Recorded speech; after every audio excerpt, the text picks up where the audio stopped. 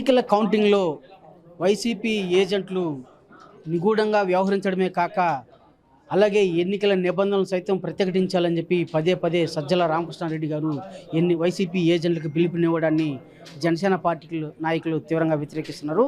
దానికి సంబంధించి మరింత సమాచారాన్ని వాళ్ళు అడిగి తెలుసుకున్నాం. సార్, ఇవాళ సజ్జల రామకృష్ణారెడ్డి గారి పిలుపు ఏ విధంగా ఉంది, మీరు ఎలా భావిస్తున్నారు? అది రండి దౌర్జన్యం చేద్దాం, రౌడీజం చేద్దాం, ప్రజలపైన దండయాత్ర చేసి దోచుకుందామని పిలుస్తారు కదా, ఇది సినిమాలో చూసా. అలా ఒక విలను ఎన్నికల అధికారులపైన పోలీసులపైన దాడి చేయండి, దౌర్జన్యం చేయండి, అవసరమైతే బెదిరించండి, ఫైల్ మ్యాన్లు పట్టకరండి, గంజాయి తాగండి, మందు తాగండి, ఏమేం చేయండి, మనం ఎలాగైనా కౌంటింగ్లో గెలవాలి. ఇది కాన్సెప్ట్ వాళ్ళది. ఈ కాన్సెప్ట్లో కౌంటింగ్ చేయాలనుకుంటారు. దానికి అదే చెప్తున్నాం, మీరు ఇన్ని చేసినా ఏమి చేసినా మీరు ఓడిపోతున్నారు. ఓటమి భయం మీకుంది.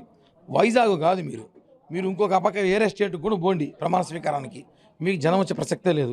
మేము ఒకటే ఛాలెంజ్ చేస్తున్నాం. ఈరోజు తిరుపతి జనసేన పార్టీ తరపు నుంచి అనేక సార్లు ఉద్యమాలు చేసి అనేక కేసులు పెట్టుకున్న కిరణ్ రాలుగా మాట్లాడుతున్నా, జగన్మోహన్ రెడ్డి అనే అతను 9వ తారీఖు వైజాగ్లో ప్రమాణ స్వీకారం చేస్తానని ప్రజల్ని మోసం చేస్తూ, కార్యకర్తలను మోసం చేస్తూ, డూప్ మాటలు మాట్లాడుతూ ఉన్న అతనికి, అతను నిజంగానే 9వ ప్రమాణ స్వీకారం పెట్టుకుంటే, అంటే గెలుస్తాడు, గెలిస్తే కదా పెట్టుకోవాలి, పెట్టుకుంటే తిరుపతిలో రాజకీయం పూర్తిగా ఆపేసి అతని ప్రమాణ స్వీకారానికి నేనే దగ్గరుండి పోస్టర్లు అంటిస్తాయి, ఇక్కడి నుంచి ఏర్పాట్లు చేస్తాను, జనం తరలిరండి అనేసి.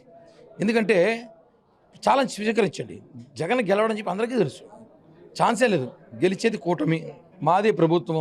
ఊరికి మీరు కళ్ళబోలు కబుర్లు చెప్పి ప్రజల్ని మోసం చేయడం కాదు. ధైర్యం ఉంటే సజ్జల గారును వైసీపీ నాయకులు ఛాలెంజ్ స్వీకరించండి. పేటీఎం గారు ఉంటారు కదా, ఈ పాటికి కొంత పేటీఎం గారు వచ్చేస్తుంటారు సోషల్ మీడియాలో, స్వీకరించి ఎవరో ఒక రండి, ఛాలెంజ్ స్వీకరించండి. గెలిచేది మేము.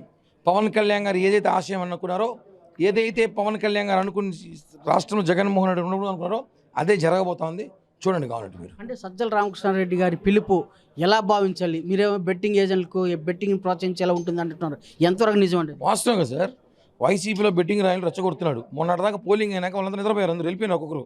ఎట్టో ఇంకా మనం గెలిచేది లేదు, ఎందుకు అవసరం అంటే సజ్జలు ఏం చేస్తున్నారు, అందరూ రెచ్చగొట్టి లేదు మనం గెలుస్తున్నాము, అందరి ఇళ్ళలో తాలిబొట్లు, ఇంట్లో కార్లు బండ్లు నమ్మేసి వచ్చేసేయండి, డబ్బులు తెచ్చి డిపాజిట్ చేసి మనం గెలుస్తున్నాము, రేపు ఓడిపోయినాక ఆ డబ్బులు ఎత్తుకుని నేను నా కొడుకు వెళ్ళిపోతాము అని చెప్పకుండా బెట్టింగ్ రూపంలో ఒక గేమ్ ఆడుతున్నాడు.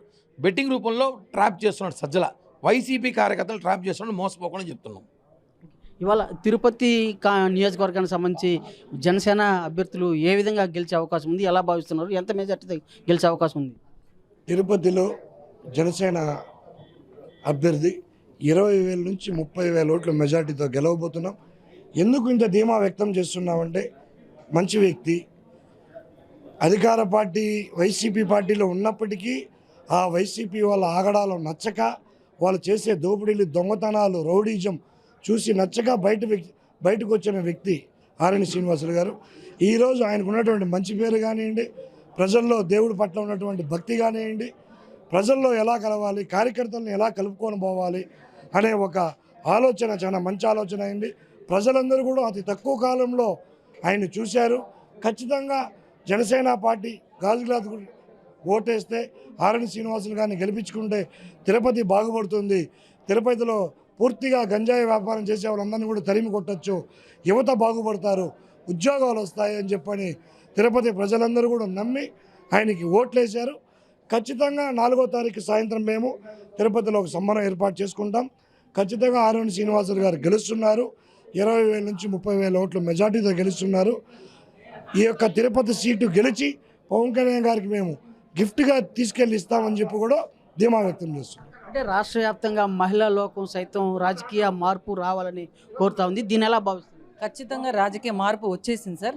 ఈ 4వ తేదీ ఆ ప్రభంజనం మహిళల శక్తి బలం ఏంటో చూపించబోతున్నాం. ఎందుకంటే మహిళా పక్షపాతి, మహిళలకు నేను అండగా ఉంటాను, మహిళలకు నేను గన్ను కంటే ముందు వస్తాను అన్నటువంటి జగన్మోహన్ రెడ్డి మహిళల ప్రాణాలను తాకట్టు పెట్టి ఈరోజు వాళ్ళు బ్రతికారే తప్ప మహిళలకు ఎక్కడ రక్షణ లేకపోవడం అనేది ప్రతి ఒక్క మహిళ దీన్ని ఖండిస్తూ ఖచ్చితంగా వైసీపీకి ఓటు వేయకూడదని ఫిక్స్ అయిపోయి వైసీపీని ఇంట్లో పెట్టాలి, వాళ్ళని ఖచ్చితంగా ఈ 4 గోడల మధ్య బంధించాలి. ఏ 4 గోడల మధ్య అయితే ఈ ముఖ్యమంత్రి ఉన్నాడో ఆ 4 గోడల మధ్యనే బంధించాలి. ఇటువంటి ప్రభుత్వం మాకొద్దు. మహిళల పక్షపాతి ఎవరైతే నిజంగా ఉన్నారో అటువంటి వాళ్ళు కావాలి. మా అధ్యక్షుల వారు ముఖ్యంగా మహిళల పక్షాన ఎప్పుడూ మేము 2014లో కానీ 2019లో కానీ మేము చేసినటువంటి ఎలక్షన్లో మహిళలకే పెద్దపీట వేస్తూ మేనిఫెస్టోని రిలీజ్ చేశాము.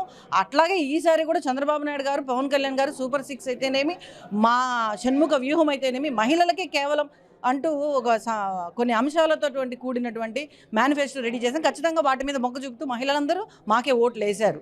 రాష్ట్ర వ్యాప్తంగా జరుగుతున్న పరిణామాల నేపథ్యంలో సజ్జల ఇచ్చినటువంటి పిలుపు జనసేన పార్టీ తీవ్రంగా వ్యతిరేకిస్తుంది. ప్రజలందరూ కూడా దీన్ని ఆలోచించాలి. ముఖ్యంగా ఏజెంట్లు, ఇలాంటి ఏజెంట్ల వైఖరి పట్ల సజ్జలు ఇస్తున్న పిలుపు తీవ్ర హర్షణీయం కాదు, ఇది వ్యతిరేక భావన సూచిస్తుందని చెప్పి జనసేన నాయకులు పేర్కొంటున్నారు. సజ్జల వ్యాఖ్యలను తీవ్రంగా ఖండిస్తున్నారు. వీడియో జర్నలిస్ట్ మనీతో రవి, RTV తిరుపతి. మరిన్ని వీడియోస్ కోసం ఛానల్ ని సబ్స్క్రైబ్ చేయండి. లేటెస్ట్ అప్డేట్స్ కోసం వాట్సాప్ ఛానల్ ని ఫాలో చేయండి. అండ్ లింక్ డిస్క్రిప్షన్ లో ఉంది.